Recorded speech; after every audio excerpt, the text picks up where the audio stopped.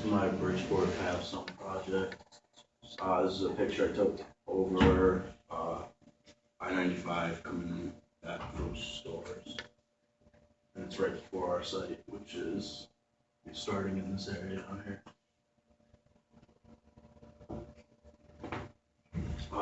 This is my program statement. So I dealt with this Cedar Creek channel. I said it's deteriorating due to contamination from the brownfield sites, and I also said that the water-dependent industry is sparse due to unfit access to the waterfront properties. So I did some inventory, seeing industries in that area accounted for, which I'll go through. But this is the Cedar Creek channel, pretty narrow and not too deep as well. Captain's Cove is the first one.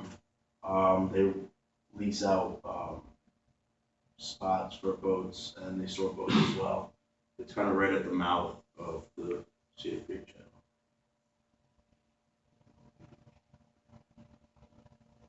It is open year round.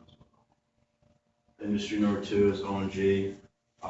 They are right up on the left of the channel as you're going in, operating year round, and they pretty much use the waterfront for bringing in rock and sand, gravel by barge. Hi-Ho and Santa Fuel are industry 3 and 4. They are at the furthest length from the beginning of the creek. Also the narrowest and shallowest areas. They import and I believe they export as well, fuels. This is my site analysis that I did, or size analysis. I kind of did widths, seeing where the width was smaller and wider, A, B, C, and D, which they'll be in my sections. This was a page that I found under the Army Corps of Engineers, and what they did was they did as well widths and depths of the channel. So they'll do left outside corner, middle, and then right outside corner. What I did was I did an example, or like a study. So I took the weight of the vessel, the length, and then the draft to see depth and width that was needed for passage and ease of maneuverability. This is one of my sections. So existing is over here, and then proposed. So there's a certain distance needed per vessel based on its width and weight that it needs for safe maneuverability. And so I proposed a 2-lane traffic to improve industries within that area. This is section 2 that I took up towards the Y of the fork off the channel. Existing and proposed. So I went down and met with the harbor master, and as I was getting onto the docks, I saw a import of bulk fuel coming in.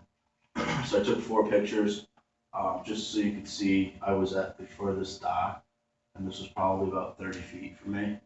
But it just shows you the width of the channel. There's not a lot of room. I talked to the harbor master. He said this vessel here, the barge in this vessel, is probably about 210 feet. And we talked about, he took me on a boat ride. This is one picture. Took me on a boat ride, showed me some of the lower depth areas, showing me that during low tide, some of the areas where these large ships have to come in are down to soil or whatever's on the bottom of the ocean.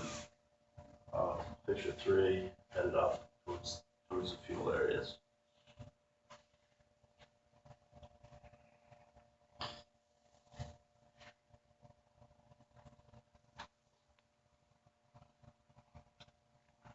So part of my design, what I did was was, well, I'll go back to this. Part two of my analysis was the contamination issue. Kind of what Jared was talking about with the CSOs, overflow of raw sewage. There's a water classification, or the quality class for it as well. I showed some brownfields sites. So my design concepts were kind of the octagonal shape, just to have larger vessels, allow them for more area to be able to maneuver and turn around, as well as a wide channel terminus. So this is my master plan. Widened and dredged the channel, and then a large turnaround at the end, improving maneuverability and accessibility for larger vessels, which means water-dependent industries can come into the area, shipments can come in and go out as well. This is my proposed industries. I added 11 water-dependent parcels, all along the waterfronts. A large thing that they're pushing for is to preserve the waterfront properties for industry. This is joking, I'm familiar to the team. That's recorded. That's it.